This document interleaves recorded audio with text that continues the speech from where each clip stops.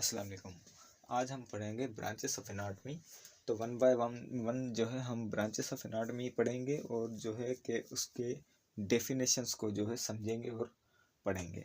तो कल मैंने जो है हमारे नेक्स्ट लेक्चर जो पहला लेक्चर हुआ था उसके अंदर हमने इसके सिर्फ नाम मैंने बताए थे और 9 ब्रांचेस थी हमारी एनाटमी की। तो आज से हम जो है नए लेक्चर के अंदर हम उसको उनकी डेफिनेशंस के बारे में पढ़ेंगे। तो सबसे पहले है सरफेस एनाटमी। सरफेस एनाटमी में क्या इसकी डेफिनेशन है कि in this branch of anatomy, ये ब्रांच जो है एनाटमी की इसके अंदर क्या स्टडी करते हैं, वो study about external features of the body. हमारी बॉडी के जो एक्सटर्नल फीचर्स होते हैं उनकी जो है डीप स्टडी को सरफेस एनाटमी कहा जाता है। फॉर एग्जांपल ये मेरा हाथ है, हाथ के नीचे मैं देखूंगा कि इसके अंदर मेरे टिश्यूज़ हैं, सेल्स हैं, ब्लड वेसल्स हैं और उसके नीचे फाइनली बोन है। तो ये जो देखने का व्यू है मेरे माइंड के अंदर सेट है। तो मैं यहाँ से जो है आइडिया लगा सकता हूँ कि मेरी जो बोन है वो कहाँ पर फाइनली प्रेजेंट है। तो ये इस स्टडी को जो है हम सरफेस एनाटमी कहते हैं। अच्छा, उसके बाद सेकंड हमारी ब्रांच है वो है रीजनल एनाटमी। रीजनल एनाटमी की डेफिनेशन है कि it is the study of anatomy based regions and divisions of the body. यानी जो हमारे बॉडी के रीजन्स हैं या डिविजन्स की भी है हमारी बॉडी की रीजन्स के अंदर, उन रीजन्स की फर्दर स्टडी को रीजनल एनाटमी कहा जाता है। जिस तरह से मैंने एग्जांपल में दिया है कि थोरेसिस रीजन है, हमारा लंबर रीजन है या एब्डोमेन रीजन।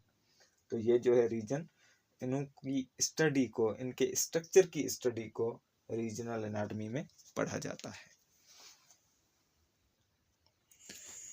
इसके बाद जो है हमारी थर्ड ब्रांच ऑफ एनाटमी वो है सर्जिकल एनाटमी।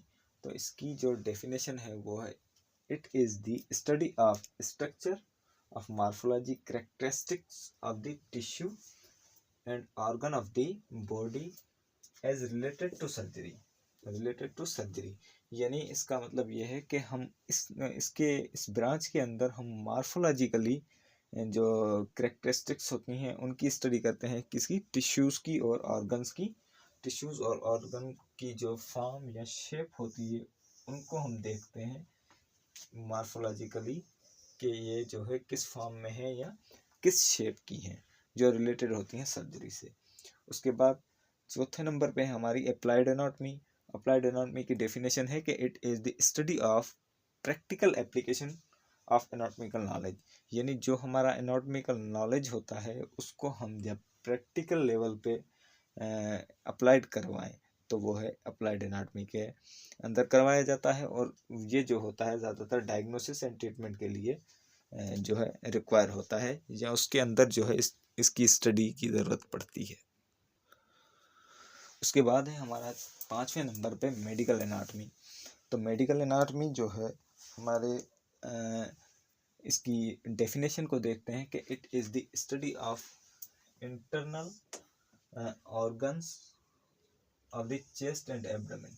जो चेस्ट एंड एब्डोमेन जो होते हैं, हमारे chest cavity and abdominal cavity जो है उसके अंदर के जो इंटरनल ऑर्गन्स होते हैं, जैसे हमारा हार्ट हो गया, हमारी किडनीज हो गई या हमारे लंग्स हो गए, उनकी जो स्ट्रक्चरल चेंजेस होती हैं या स्ट्रक्चर को जो पढ़ने के लिए जिस एनाटमी का इस्तेमाल किया जाता है वो है मेडिकल एनाटमी।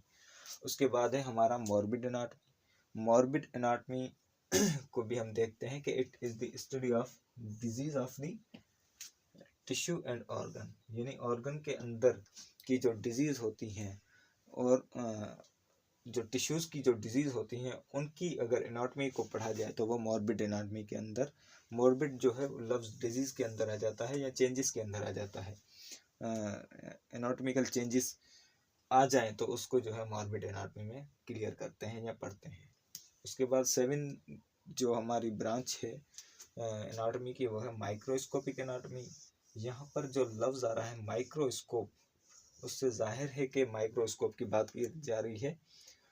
तो it is the study of structure of cell, cell के स्ट्रक्चर की, टिश्यू के स्ट्रक्चर की एंड ऑर्गन के स्ट्रक्चर की बात यहाँ पर चल रही है, of the body that can be seen with the help of microscope.